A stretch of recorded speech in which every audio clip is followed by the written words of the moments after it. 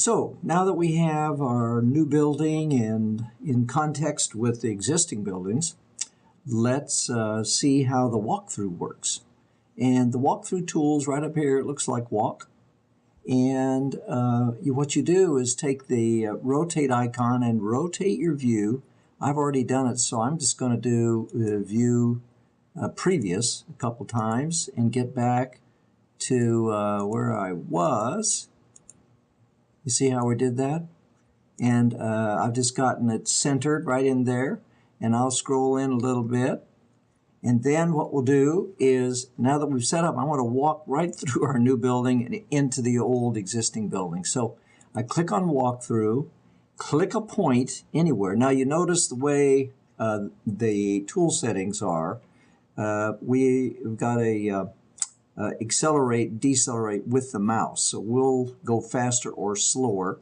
The walkthrough is going to go through at a constant elevation. So if I click right here, then as I move the cursor above that, you can see I'm going straight in, or I can go to the left or to the right as I move it. So here we are, we're getting closer and closer to our new building, and then there's the existing building, we see it. We see these rooms with the reception desk. We can go over to the hallway. We can go advance down the hallway. And as you can see now, we're just moving and moving right on through.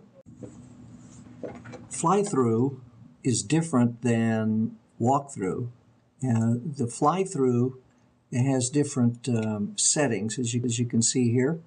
We can go at the constant speed. Let's make it a teeny bit faster. We'll make it 9 kilometers per hour, and that's how fast we'll go. And then the cursor is used to look up or look down and side to side. So the way we do it then, once we've clicked on fly through, we click on center of screen that we want, and then we just move forward in that constant direction. As you can see, they were getting closer and closer.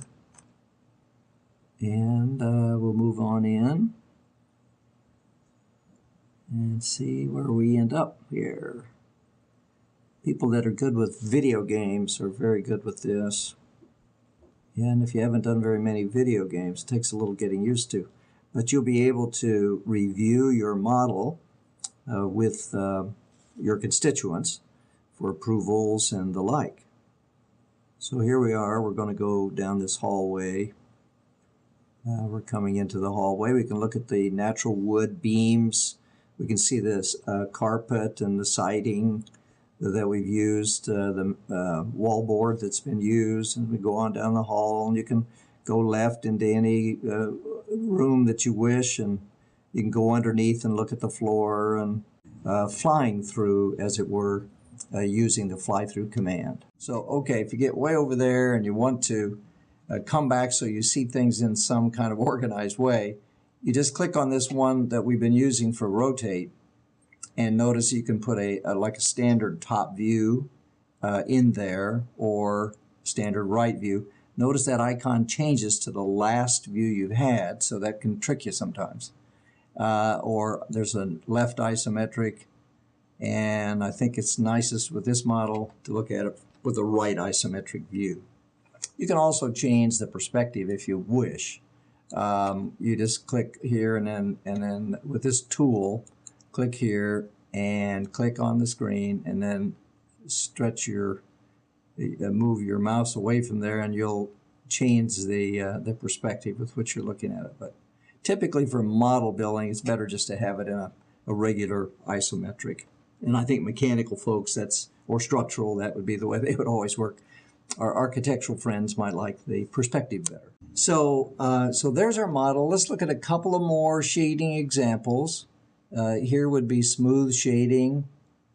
This is probably we could do it with shadows, see how that comes out there. So if the sun's over here to my right, and you can see how that casts a shadow across our new building, and that'll be important for us to know that during the design and the layout. Others include Monochrome, smooth with shadows. Thematic is quite interesting, particularly for a building model. And we can do it thematic by height. Let's select that. Click on the view. Whenever things aren't working the way you think, be sure to look down here to the command and prompt. It'll tell you exactly what you should be doing. So you see what we've got. We've got this little legend automatically made for us from minus 1500 millimeters on up to 73,000 millimeters. And the color varies as the height of the component in the model. So you can see really how this towers over that. Interesting way to view our model.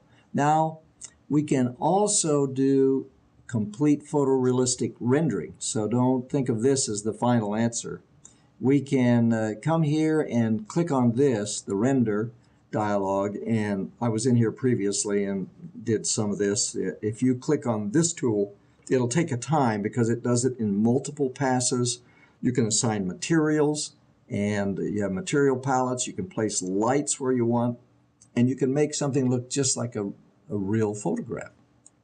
We'll save that for a different course.